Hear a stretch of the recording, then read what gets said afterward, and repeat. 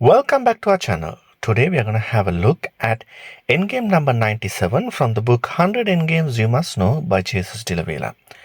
In this endgame, we are going to have a look at this position. It's white to move. White here played f6. This is the position which we are going to have a look. Now, what do you think? White has a rook and a pawn with a king against a bishop and a king. Can white win this position? Well, this is actually a drawish position, and that's what we are going to have a look, even though white has a considerable amount of material advantage.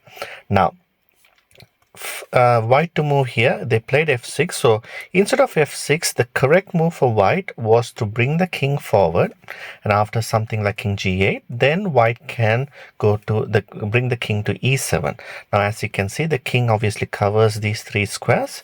So if black here plays king g7, you simply give a check, and then your white has to bring the rook behind, and then after bishop d5, simply bring the rook to f1, and this is a winning endgame. Now the rook and the king secures this pawn, and this is a winning endgame.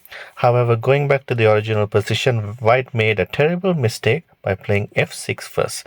So why is this drawish? This is drawish because white's king here is unable to come in front of the pawn because this bishop is actually taking care of this whole diagonal. Now, what is the requirement? How can black draw this position? The key requirement is, depending on the rook and the king, black's bishop has to be in any of these five squares. So a2, b3, c4, d5 and e6. So depending on the king and the rook. So if the king is obviously covering these two squares, you can't put the bishop there, but depending on these two pieces, you always have to make sure that this bishop is in this diagonal in any of these five squares. And we'll see what happens if white here simply tries to bring the king to the other side, and obviously wants to bring the king to g6.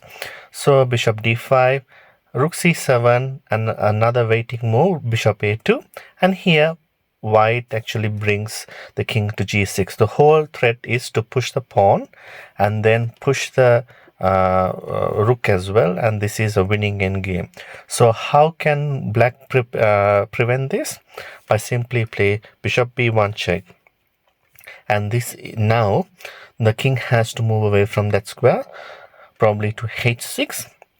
After the king moves from that square, bishop simply comes back to the diagonal, and this is a drawish endgame. It continues something like this. You can analyze it yourself. This is a drawn endgame. Now, one position I want to emphasize on is, instead of rook a7, they can also play f7. So what should black do here?